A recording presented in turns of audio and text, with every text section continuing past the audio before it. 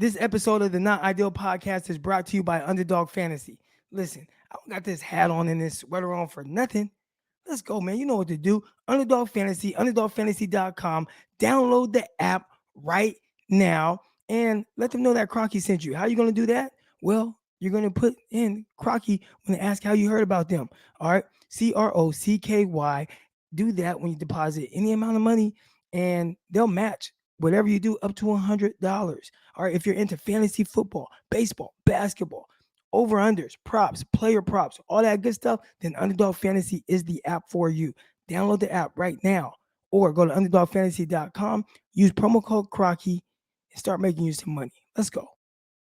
Yes, sir. This is episode 1 of the Not Ideal Podcast with your boy Eric Crocker. And I know y'all used to hearing me talk about sports. You see all the sports stuff in the background. I might have to switch up the whole vibe of this room when I get on this podcast here, because this here is for the aspiring business owners, entrepreneurs, and people just kind of find their way. And it's funny how I started this. I had one of my homies, he kind of helps me with a lot of my content, my boy Chris, and he's like, why do you want to do this? And essentially my answer was to inspire, because I know I needed it. But I think y'all need something that's real. The real talk about entrepreneurship and the grind, the hustle, and kind of what it took to get started. And again, everybody's path is going to be different. But today, on this episode, God's Plan, we're going to talk about mine. All right, so for those of you who don't know, I have multiple podcasts that I'm on. Locked On 49ers, Locked On NFL Draft. I got San Francisco 49ers Morning Show. I do a draft season podcast with the New York Giants. I do all that stuff. I train athletes. I've had partnerships with Lion Sports. I got one with Underdog Fantasy. All kind of things that I'm doing trying to get me to this point where it's like, hey, you got to talk about this stuff a little bit and the process of it, because I'm always getting hit up in the DMs from people asking me, man, hey, podcast, like, how do you do it? Hey, man, how much money do you make from it? And me, I'm an open book, and I'm gonna tell everything on here. That's what this is for. Talk about the real stuff, because I see on TikTok, I see on Twitter, Instagram, all that stuff, people talking about entrepreneur stuff, and it's like, oh yeah, you got to do this and you got to do that, and it's like, man, y'all not talking about the real stuff. Y'all not talking about like the real grind, the real struggle, the real hustle, and as they're going through it, because right now, I'm still going through the process of this. I haven't figured it all out. I just gotten to a point where it's like, okay, I got a certain level of quote unquote success, whatever you think success is. I'm kind of getting there. So it's like, all right, you can talk about it. You can talk about it and be real about it. And me being from Northside Stockton, the only thing I know how to do is be real, baby. So again, man, episode 1, God's Plan here, and we're gonna get into it. I'll talk about on a later episode, my stint in the NFL, Arena League, all that stuff. How I grew up, what I grew up, certain things that kind of shaped my mind, the way I think. But I wanted to start this one with just the real part of the entrepreneur, how I got into it, and where I feel like I'm heading, and things I'm doing right now. And this isn't about bragging or boasting. This is just about my testimony and sharing that in hopes to inspire. All right, so how did I even get into this, man? The mindset. It really started with LeVar Ball. And I know that sounds crazy. Y'all like, LeVar Ball? You talking about Lonzo and LiAngelo and LaMelo? Like, their dad? Like, yeah, him. And I was listening to him talk. And at this time, I'm working out at elementary school, Polium Elementary out there in Stockton. I'm working at a gym, CrossFit 209. I've been training athletes for several years at that point. And I'm listening to LeVar Ball talk. And he's talking about, having your own. And, he had his son's shoe and he was charging like $500 a pair. And it was like, everybody's like, man, that's crazy. That's crazy. And he's like, man, like, but it was their own. They wanted to do it their way. Now, if it's successful or not, whatever. But he put himself out there to at least make the best of it, to build a brand, to build a name. And I believe he did a really good job of doing that. Matter of fact, he's still rocking Big Baller Brand to this day and doing his thing with it, right? But I was really inspired by it, and I felt like he was talking to me. Every time they had him on a talk show and he's puffing his chest out and he's talking about, man, this and that, and my boys, they going to do this and that. And he was speaking a lot of that stuff into existence. But I really grasped the entrepreneur aspect of it and the the mindset, the confidence that you have to kind of go through this, and the way you have to view yourself. So me at the time working at CrossFit 209, shout out to my guy Vince Carter, Gabe over there, working at Podium, and you start looking at your situation. It's like, man, I'm working from sun up to sun down just to make ends meet. And I know former NFL player, we'll get to that, but the NFL stands for not for long, and my career definitely was not for long. So I ain't got money like this at this point, especially a few years down the line. I have nothing, but I'm working to support my family, and it's tough. And I told you I'm gonna be real about the process of all this stuff, but I'd say I was making, and shoot, they're taking out child support and all type of stuff. At the school alone, I'm working 6.5 hours a day, getting up there at what 8 a.m. to 3:30 or whatever, right? And making I can't even remember the amount per hour, but I know monthly after child support was coming out, I was bringing in about $1,200 a month. Now, with how expensive California is, like, how the fuck were you living off of that? All right, so that was that. Then I would leave there and go straight to a gym, and I would train athletes for the next few hours in an environment where I was kind of being told how many hours I can work, what they really wanted to pay me. Okay, you could do this class and this class, and if you train anybody extra, then you got to charge them this amount. And I was doing all this just to make ends meet. My wife would get up, she would go to work. I would get the kids ready. I would take them to school. I had to drop them off at a few different schools. I would get to work, and then I wouldn't get home until what 8 p.m. at night, tired, exhausted, making just enough to get by, and doing that every single day of the week. And then on the weekends, I mean, it wasn't no easier with sports, coaching, training my kids' sports, traveling. So I mean, it was just nonstop for for some years of doing some stuff. Like I'm not happy with it. Like I'm not happy with where I'm at. I'm excited about some of the things I'm doing and the way I'm impacting lives. But LeVar Ball kind of taught me, like, man, if you can be doing this, do this for yourself. If I'm going to struggle, and this is what my mindset turned to, if I'm going to struggle and live paycheck to paycheck, then at least figure out a way to do it on your terms and the things that you want to do. And you'll feel happy about building it and working and busting your butt to get by. So, I mean, at the time, working at a gym, working at the school, I'm bringing in maybe, I don't know, $3,000 a month. And that's not a whole lot to be able to live off of, especially in Stockton, especially when you got kids and you want to do different things with them. So, from there, I created a business plan. And shout out to my homegirl, Bobby. I met her in 2009. I'm at Modesto Junior College. She, helped me. She's big into marketing and things like that. And she helped me put together a business plan. And it's legit. And if any of y'all out there, y'all want to see the business plan, I've lended it to people. Like, if you want to see how it's constructed and what's in it, let me know. I'll shoot you an email with it. All right. But the business plan started to make it feel real. Like, all right, E, like, is this what you're trying to do? You want to be your own boss, you want to own your own gym, all those good things. We'll figure it out, but at least have the plan. So I had a plan on how I was going to do it. Now, how was I going to get the money for it and all those things? Like, that's whole different. We looked at different spots and things like that, but nothing ever came from it. So I made this business plan probably in 2017, 2018, somewhere around there. Whenever Lonzo Ball was coming out of college that year, that was the year I made the business plan. And I was just trying to figure it out. But again, kept going through this process for years to the point where, I could see the stress, with my wife, everything. And we'll talk about the elements of like your marriage with entrepreneurship and stuff like that. But ultimately, something had to change. Something. And I'm like, all right, man, like the gym stuff's not gonna happen. Uh, I can't keep trying to get by like that. But man, I went to college to be a teacher, and I'm trying to go to Stanislaus State, or I'm trying to go to Sac State. And they're like, well, you're gonna have to start over as a junior college transfer. I'm like, man, I hate school. I want to finish so I can teach, but I don't want to start over and have an extra year or so when I can go back to my university in Arkansas and finish in a year. And it made sense for myself and my wife. My wife entered their nursing program. I went out, I set it all up. We talked about it. She'd be done in a year. She had all the prereqs done. All right, let's go. So we up and moved to Arkansas. It wasn't the easiest decision to make. I had 2 kids in California, but it's like, all right, E, you can't keep doing the stuff you're doing right now. You got to do what's best for your kids long term. If you take this, I don't even want to call it a sacrifice, but invest this time into yourself, and when you get back, dude, you'll be a teacher, and your wife will be a nurse, and everybody will live happily ever after, and you'll be good. So we up and moved to Arkansas. People like, Arkansas? Where's that? Where's Arkansas on the map? I knew where it was because I went to college here. All right, before I went to Arena League and the NFL and all that type of stuff. And again, on another episode, we'll talk about that.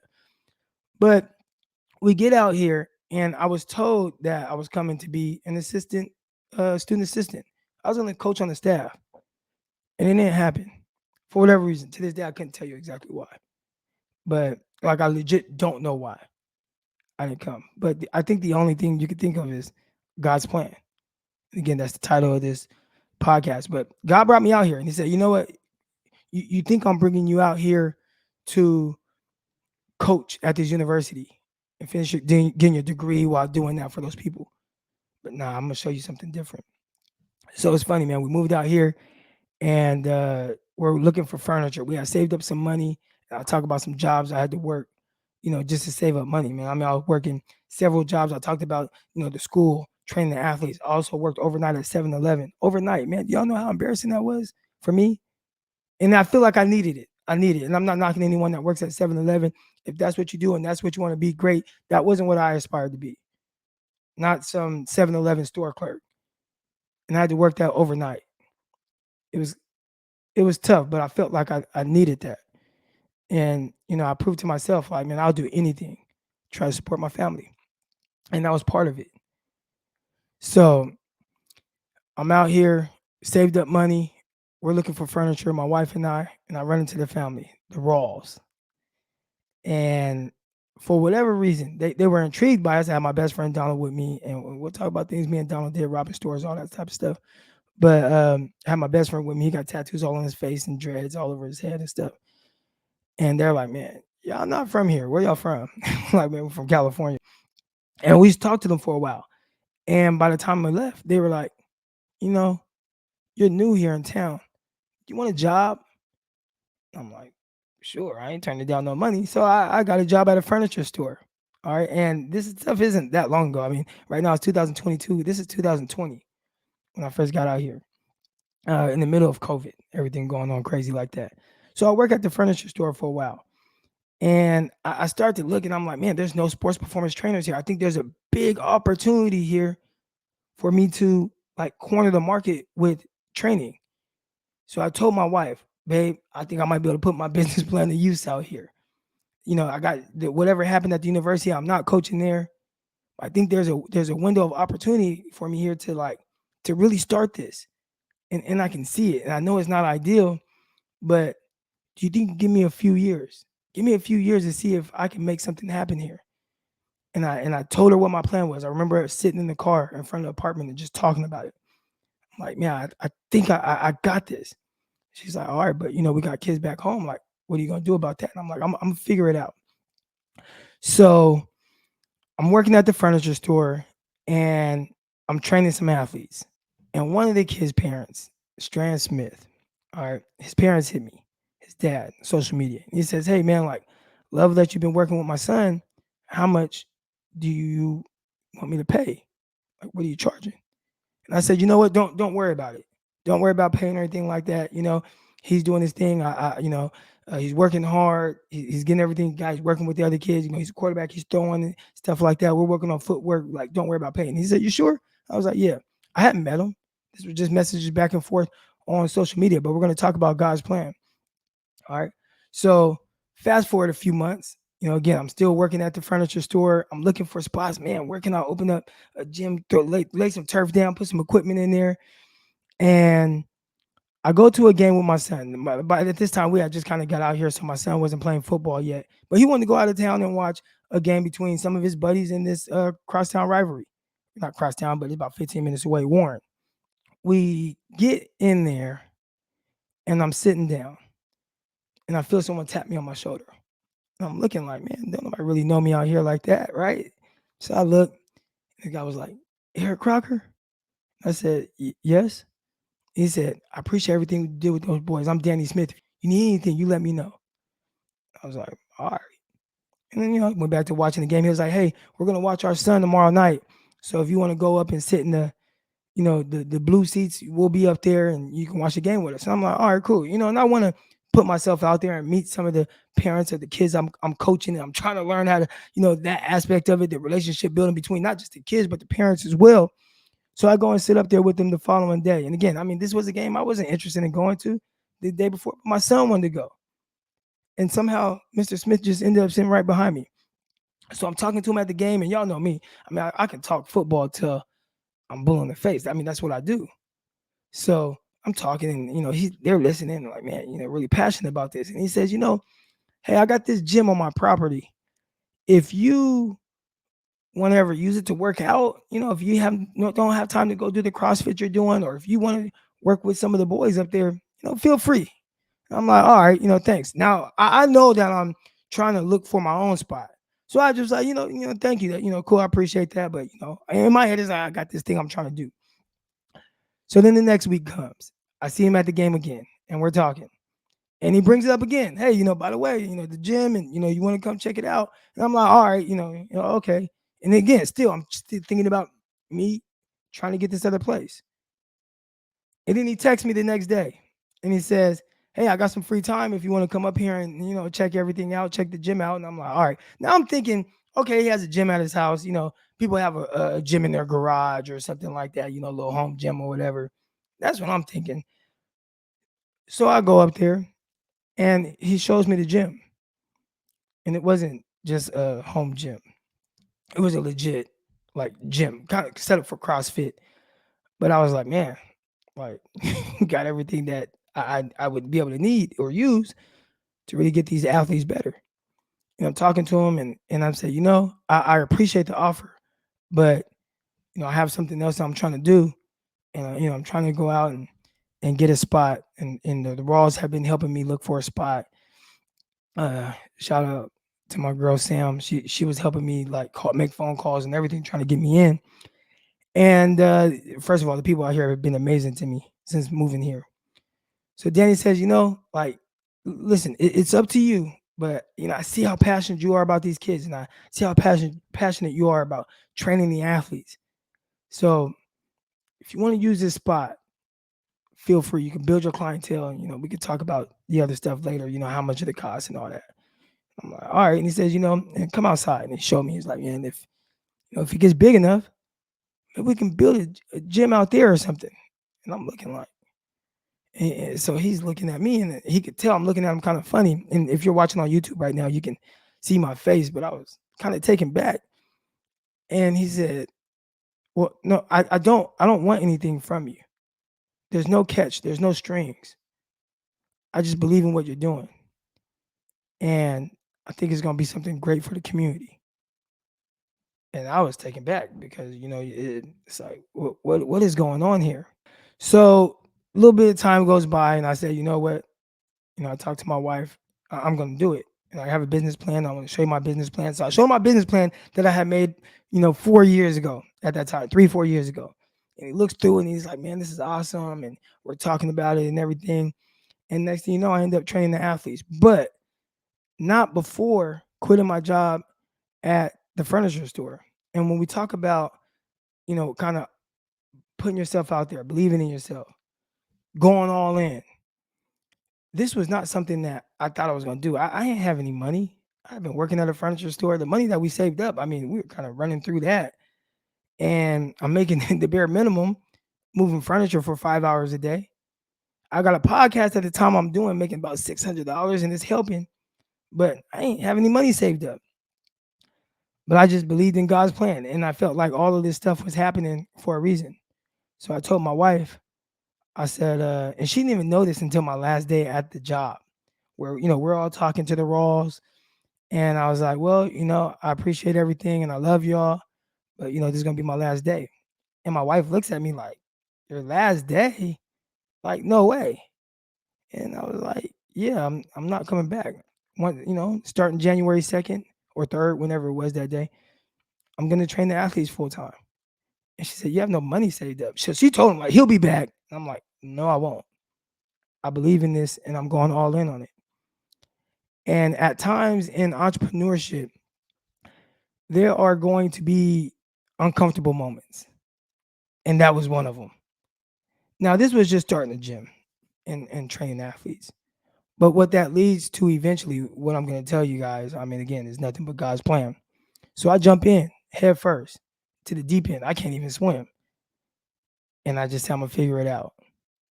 I start training athletes. I got one kid there the first day. He walks in, Lil Cooper. He walks in and he's like, where the other kids at? I'm like, well, you're the only kid here, but if you want any more kids here, tell your friends. And he's looking around, and so he stays. And the first day I had one kid. He loved it. He did an awesome job. He came back the next day. And sure enough, there's 3 kids. Then there's 4 kids. Then there's 5 kids. Then there's 10 kids at the 4 o'clock. And then the 5 o'clock gets going in. There's 5 kids, 10 kids, 15 kids, 20 kids, 25 kids. So by the time I look up and could take a second to breathe, I got 50, 60, 50 kids I'm working out a day. Couldn't believe it. And I was like, man, it kind of worked to bet on myself, but man, I'm running out of space. So I talked to Mr. Smith. I make the call to him and I say, Mr. Smith, remember we talked about building that gym? I think we're kind of running out of space here right now. What do you think we should do? And he said, let's look into getting that building. So we looked into getting that building, and right now it's being built. It's actually in the process of being built on the property where I live now, my home. And I'll get into some of that eventually, but we go and he helps me and we get a loan. And I see the loan amount that I have to pay back. Now, again, I told you I'll be transparent with you about some of the finances and things like that because I want you to understand some of the hardships and the decisions that I had to make. I couldn't even tell my wife exactly how much this new building was going to cost, but just know it was roughly 55, 6 bands a month, in that area, right? I didn't even want to tell her how much because I didn't want to hear her say, you won't be able to do it. Because in my mind, I can do anything. So I don't really tell her a real number. I think I told her like, oh, it's gonna be about $3,500 a month. And even then, she's like, how are you gonna pay that? And I'm like, on top of the bills and stuff like that. And I'm like, oh, I'll figure it out, not knowing like, man, it's really like dang near 2 times as much as that. So I knew how much I was making at the time training athletes, and I knew how much the gym was gonna cost with everything. So I told myself, you gotta figure out a way to make up the difference, even if I can't even pay for the house I live in. But I gotta be able to pay that building. So how am I gonna pay for it? I started going harder on my podcast stuff. At that time, I was making about $600 a month with Blue Wire on a 49ers podcast. I would record 1 or 2 episodes a week. Shout out to my guy Rob with my guy Rob. So I'm doing that, and I'm like, man, I'm making about $2,500 a month training these kids. I'm making another $600 on this podcast. So I was around $3,000, and I'm like, man, that gym, I gotta double this. How am I gonna do this? So I said, man, figure it out. You a hustler. Go all in on your podcasting. You gotta go all in on your podcasting. So from there, I created a Patreon account where people would subscribe to all of my content that I was putting out about the draft. My brother's in the ear, my big brother BJ, and he's like, E, you got to create a YouTube channel. You got to create a YouTube channel. I'm like, well, how do I do that? So I created a YouTube channel. Next thing I know, boom, the subscribers are going up and I'm making money off that. So next thing I know, I'm making 1,000 off my YouTube. I'm making 1,000 off my Patreon. Obviously I'm training the kids and I'm making another 600 off the 49ers show that I'm doing once or twice a week. And the next thing you know, boom, I get a phone call. Hey, I want to bring you onto this podcast with me. And he told me the number, and it's like, wow, I'm gonna make more money, man. I'm gonna hit that number that I wanted.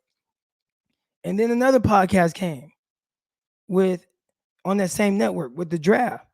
Next thing you know, I'm making a little bit more, right? I'll say I'm kind of at this point, even if I had to pay for the gym, I'm profiting about $1,000, but still that might not be enough, right? Anything can happen or whatever, the gym being built, and I gotta be able to cover all of this. So I said, okay, there's money in this right now, and you're starting to figure it out. You're hustling, you're getting it, things are falling in place. Make $10,000 in a month just off your streaming by Christmas time. I told myself this in August. So in August, I was making whatever off streaming. I guess at this time, close to $4,000 or $5,000, whatever it was at the time. I said I need to get to 10. I need to get to $10,000 just off of my streaming a month. And by Christmas time, I surpassed that. I surpassed 10,000.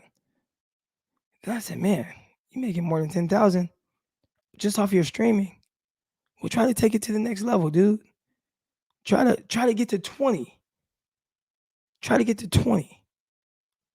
And I'm not gonna tell y'all how much I'm making now, but I'm closer to 20 than I am to 10. And this was a time where it was all needed. My wife is in nursing school. I pay everything at the house to put her through that, so she doesn't have to work throughout the nursing school process. She's about to graduate. Right now, we're talking on April 12th. Is midnight. By the time y'all hear this, it'll probably be the 13th. But May 12th, she graduates from nursing school. Shout out to my wife. And at some point, we'll get into marriage and things like that, and kind of, the way that entrepreneurship kind of weighs on that. But the way that it all kind of has fallen into place, and then the goals, and I just keep setting different goals. Well, all right, Eric, get it. It went from trying to figure out just to make up the difference, and okay, just be able to break even by paying for that gym, to, well, can you bring in 10,000 just off your streaming? Okay, damn, can you bring in 20 bands a month just off your streaming? To, all right, can I pay for my house, my cars, the new gym? Can I pay for all of that? And my wife, and nothing has to come out of my wife's pocket? Will I be able to do that? If I don't have one kid training in that gym, one kid, can I still cover the cost? And that's why I work so hard. So again, none of this is to brag. I want to bring y'all on this journey with me. To let you know kind of the process. Again, a little bit over a year ago, I had no money going into this. None. I had nothing. I probably had $75 in my account when I actually quit the furniture store. If that, I don't know how much but it wasn't much. And it's gotten to the point where, man, I can pay for the gym that's being built right now. I could pay for the house, the cars. I can cover everything without having one kid pay a dime. And that was a goal of mine. And I think when you are trying to find your way in entrepreneurship, you have to make these goals. And my wife didn't even believe in it. And nobody's going to believe in you until you do it. I heard somebody say, Andy Frisella. I heard Andy Frisella say that. Like, nobody's going to believe in you until you do it. And now you do it. Now everybody, oh, Croc, oh, you doing this? Oh, Croc, you know what I'm saying? They didn't believe in me until I did it. So now it's like, yeah, well, Croc can do whatever he puts his mind to. Now, part of it might be how I got to the NFL. And I'll tell y'all about that story on a later episode.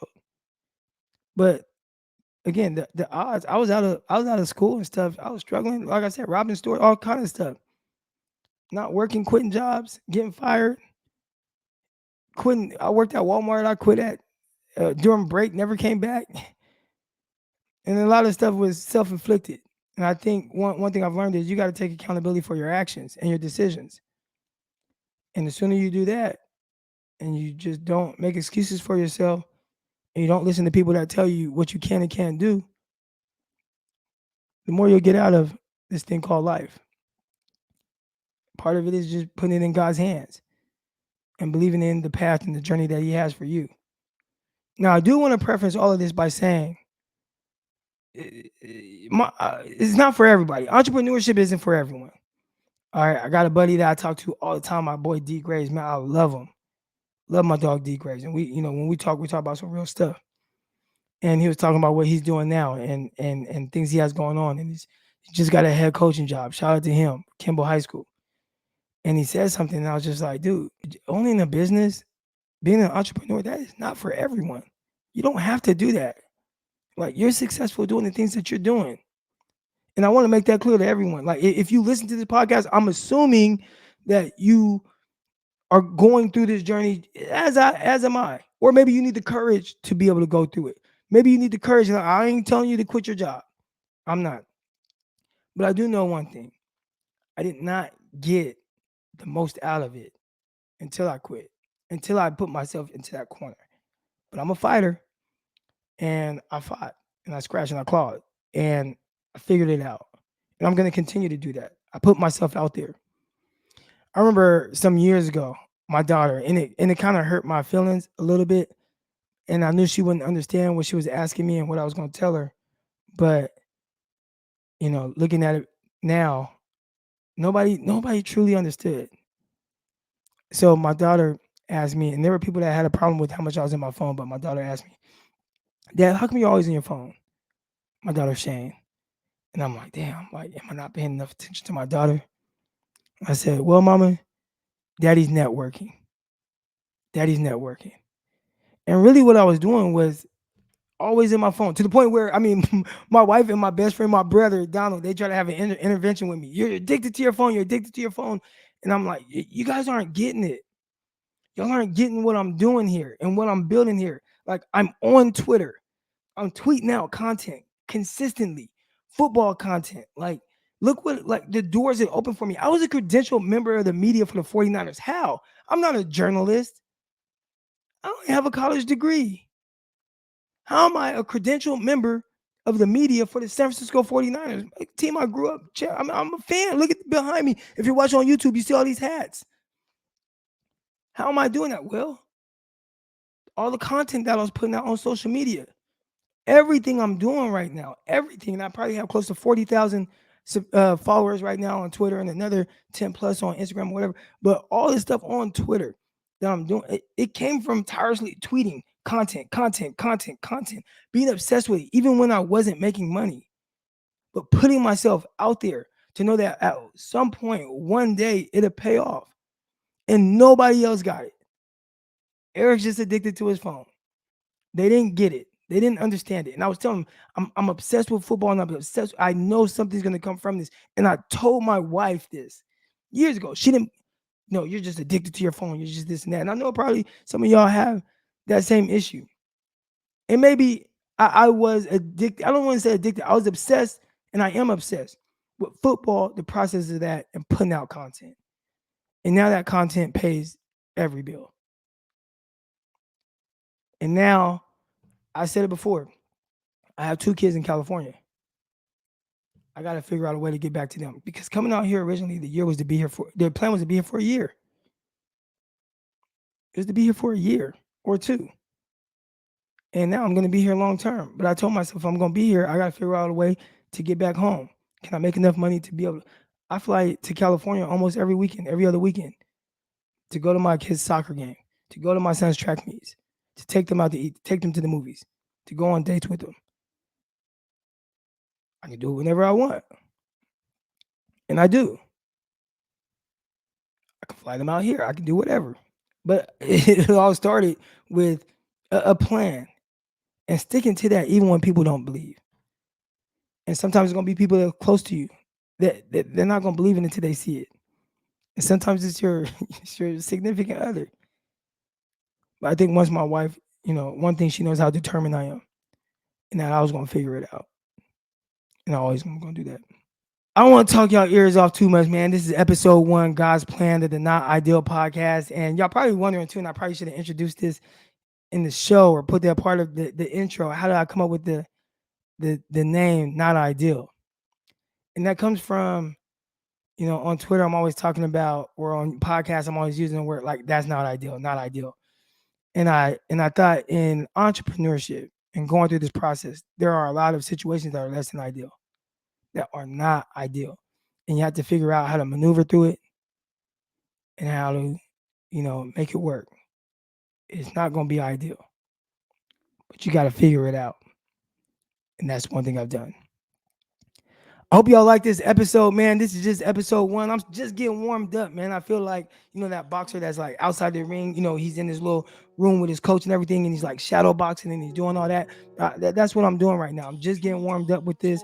I'm going to have some great guests coming on, whether it's former professional athletes, guys in situations like me. You're going to get the story about undrafted guys, what happens to them after, how they have to find their way.